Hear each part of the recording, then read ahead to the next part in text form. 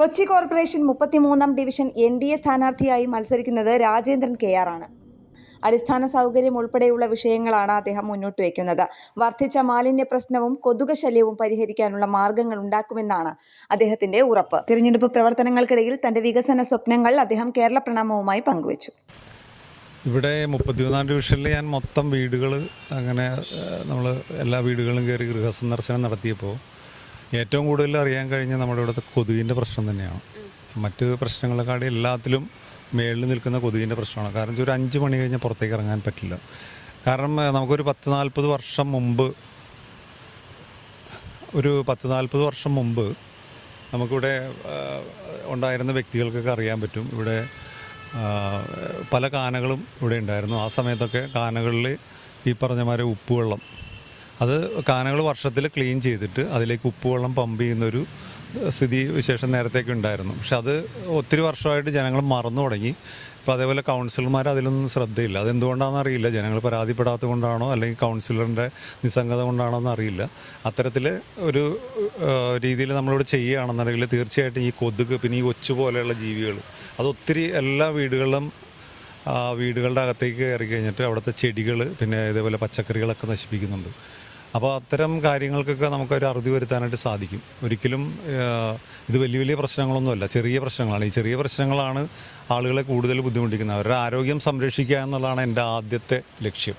എന്ന് വെച്ച് കഴിഞ്ഞാൽ നമ്മളെത്ര വികസന പ്രവർത്തനങ്ങൾ ഉണ്ടാക്കിയാലും ആരോഗ്യമില്ലെങ്കിൽ നമുക്കിതൊന്നും അനുഭവിക്കാൻ സാധിക്കില്ല.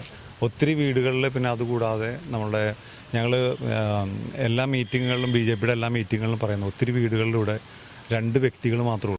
അപ്പോൾ നമ്മുടെ ആയുഷ്മാൻ ഭാരത് എന്ന് പറയുന്നൊരു പദ്ധതിയുണ്ട്. അത് പല വീടുകളിലും ചെന്നപ്പോൾ ആളുകൾക്ക് അറിയില്ല.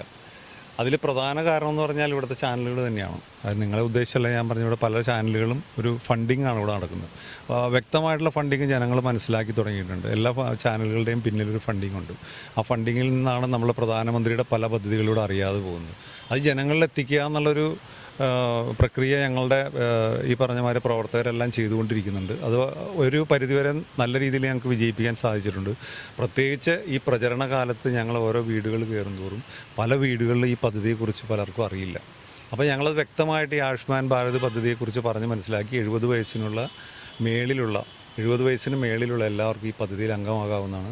അതിൽ സാമ്പത്തികമായിട്ടുള്ള നിയന്ത്രണങ്ങളോ ഒരു കാര്യങ്ങളും ഇല്ല. നമുക്ക് 1 രൂപ പോലും അതിലടയ്ക്കേണ്ട.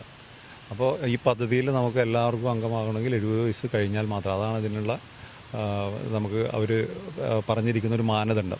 ഒരു മാനദണ്ഡം മാത്രമേ ഉള്ളൂ. അപ്പോൾ പല വീടുകളിലും ഞങ്ങൾ അവരുടെ പേരുകളൊക്കെ വ്യക്തമായിട്ട് എഴുതിയെടുത്തിട്ടുണ്ട്.